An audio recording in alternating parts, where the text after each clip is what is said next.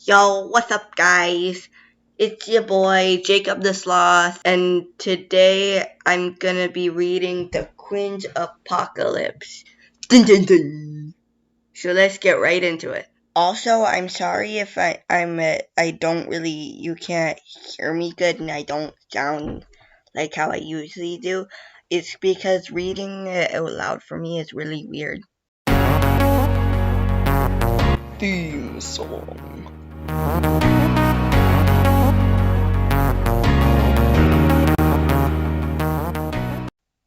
You are Chikinagi, a survivor trying to survive in a post-apocalyptic world by scavenging among the ruins of what is left.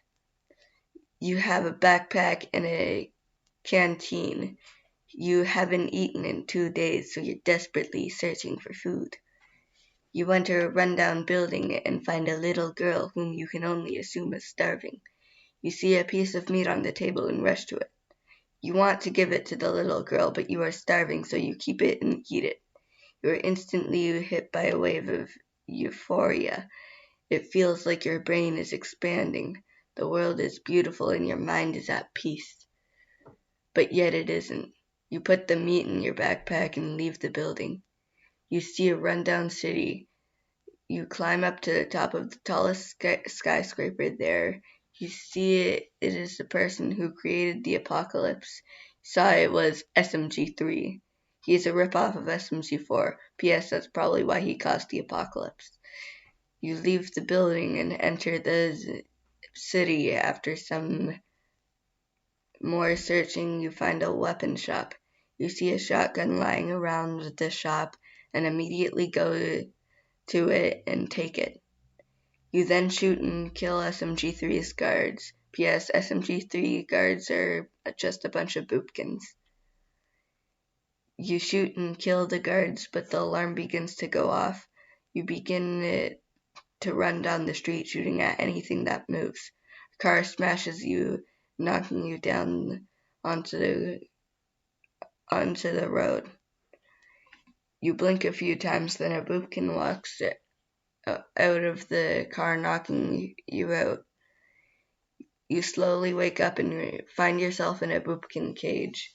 A boopkin walks over to you and releases you from the cage. You say, "Why are you helping me? You must have been really hungry when they captured you," the boopkin says. "I've been waiting a long time for someone like you to come along." "What do you mean like me? A survivor?"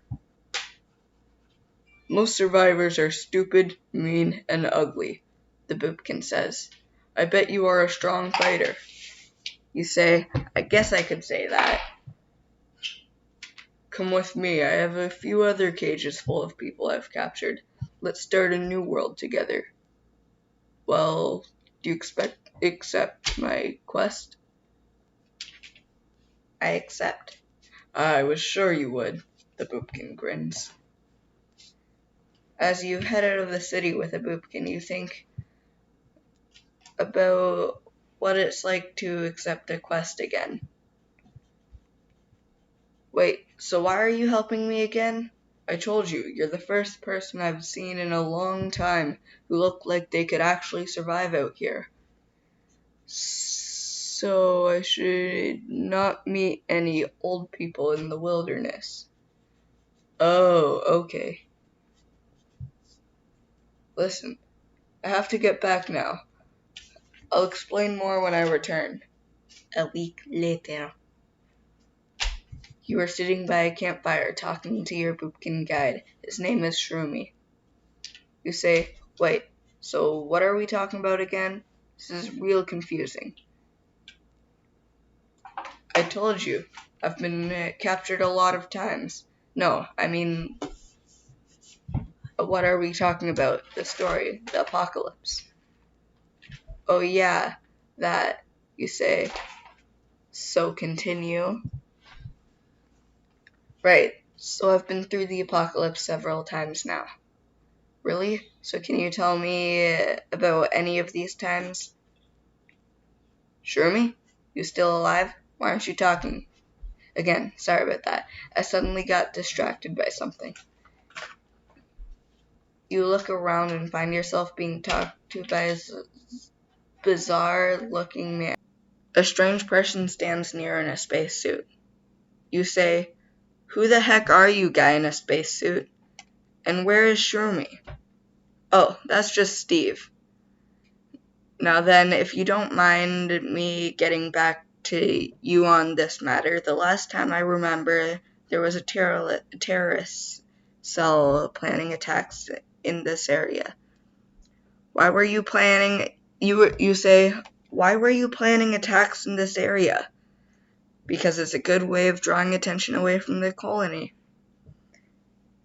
I was planning to use as a home. You say, oh, that makes sense, but I still have a lot of questions. Like, why were you trying to draw attention away from the colony? Why were you in a terrorist cell? And who even are you? I told you, I'm a good person. If you really are a good person, then why are you partaking in acts of terror? You say, answer the question. I do. I just wanted to make sure that Steve's plan went smoothly. What plan is that? You say, I said, what plan is that? Well, I was thinking that we could plant some explosive across the road, then with the car crashing into them, it'll look like an accident. You are evil is what that means. Well, no, but really you are not a good person. Look, I'll tell you the whole story sometime. Tell me the whole story now, or I won't trust you. Fine. Shroomy gets up and turns towards you. Once upon a time, there was this guy called Steve. Shroomy begins. You say, don't lie to me. What I mean is, I said, don't lie to me. You snap. Alright, I'm not going to.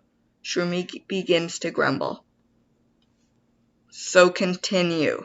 So Steve was an average guy who worked as a car mechanic. One day while he was working, he saw Steve. Steve says, you said that already. I don't think he did. I saw a beautiful golden coin on the ground, and I just knew that it would be lost forever if I didn't act. So I picked it up and put it in my pocket without paying for it. You say, so you're stealing now? No, not at all. I would never steal anything. I noticed the store owner staring at me, and I quickly put the coin back. You're a liar. I'm not. You say, yes, you are. No, I'm not. Yes, you are. No. You've lost the battle. Shroomy has led you astray once again. This is the last straw. You say, fine. You not a liar. Fine. I promise I'm not lying. You begin to feel tired and dizzy, and your vision fades to black.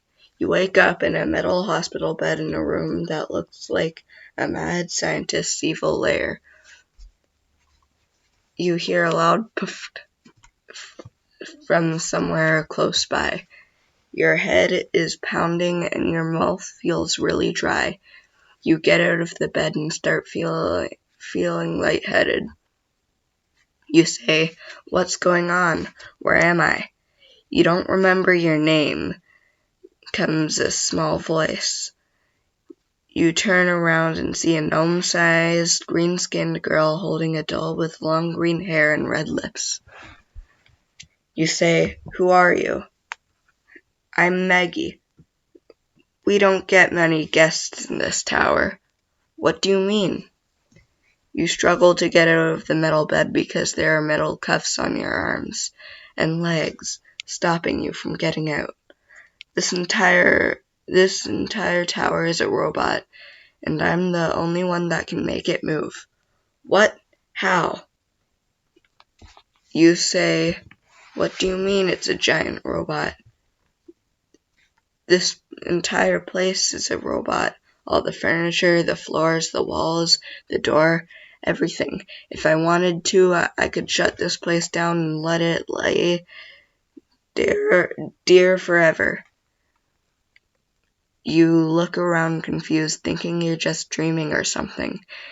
You gaze turns upwards, and you see the strange metal girders that support the strange building. You realize that you are not dreaming and this indeed is a real place. Alright, fine. Maybe this is a real place, but I'm not listening to a word you say about you, you psychomaniac. Maggie doesn't look impressed. Is it a real place? I don't know. I think so. You try to get up, but you are held down by strong robotic grips. You say, what are you gonna do? Well, since you are a new guest, I haven't gotten to meet any yet, so I don't know your crime. I'll have to deduct it. You struggle again, but it does you no good. Maggie goes away for a second.